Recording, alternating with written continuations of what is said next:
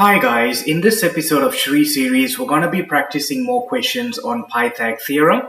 So I've got two questions here. I've got question 1 and question 2. Alright. Now if you looked at my previous video, I gave a brief introduction of what Pythagoras Theorem is and then we did one question. Alright. So I thought we do more questions to help students with their learning. Alright. So if you look at Pythagoras Theorem, the first thing we need to do is we've got to remember as a recap, and I mentioned this before, that for Pythagoras theory to be in place, you need to have one of the angles as 90 degrees, like this and this one here, and that's the sign. When you see a square sign, that's when you know that that triangle is a right angle triangle. All right. If you don't see a triangle that has a right angle triangle sign, then what happens is it doesn't qualify to be a Pythagoras set of questions. All right. Sometimes it's very easy to assume that two sides are perpendicular to each other and then assume that they're right angle.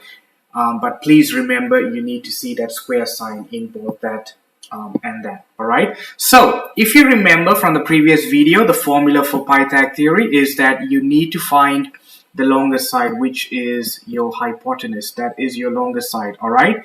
And suppose you've got that A and that's B, in other words, the length, and that becomes C. So just remember the formula for Pythagoras theorem is A squared plus B squared equals C squared. All right. And then all you got to do is apply that formula in both questions. All right. So if you look at question number 1, we've identified that the longest side is your hypotenuse. So we need to find your hypotenuse, and we've got the two sides 6 and 8. Okay. So in this situation, we've got 6 squared plus 8 squared is equal to C squared. Now, like I said before, 6 squared is not 6 times 2, it's 6 times 6, which is 36. And 8 squared is 8 times 8, which is 64, is equal to C squared. So C squared is 64 plus 36, which is 100. And you find C, which is the square root of 10, which is, the square root of 100, and C is equal to 10. Okay, now if that is centimeters and that's centimeters, then we stick the unit of centimeters as well. Okay, so if you look at the first one, fairly straightforward. Square the two sides, add them, and then find the square root. Okay, now let's look at question number 2. We've been given the hypotenuse, so that's this one here, that's your hypotenuse. And if you want, you can call that as your hypotenuse, all right? Or you could say that's your C, and let's say that's A, and let's say that's B. Okay, now if you write the formula properly here, you will notice that that is A squared plus B squared equals C squared. However, we want to get A squared. So what we need to do is we need to work out some rearrangements. So if we're getting A squared, we're going to move B squared this side here. So that's going to be A squared is equal to C squared minus B squared. Because we're not finding the hypotenuse, in this case, we're finding one of the lengths, we need to subtract. Okay, so please be mindful of how questions can change. Question 1 and question 2 are not the same. They're actually different. In question number 1, we needed to get the hypotenuse. In question number 2, our hypotenuse is given. We need to find the length or one of the lengths. All right, so let's substitute.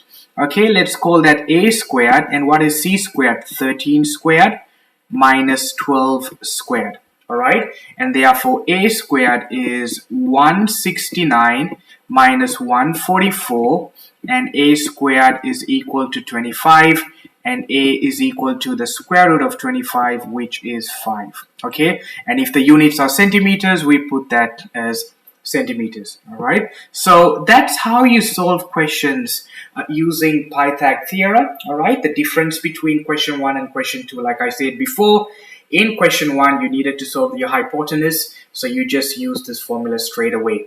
In question 2, though, you've been given your hypotenuse, you need to find one of the smaller lengths. All right, so all we got to do is rearrange the formula and you subtract the squares and then you get that.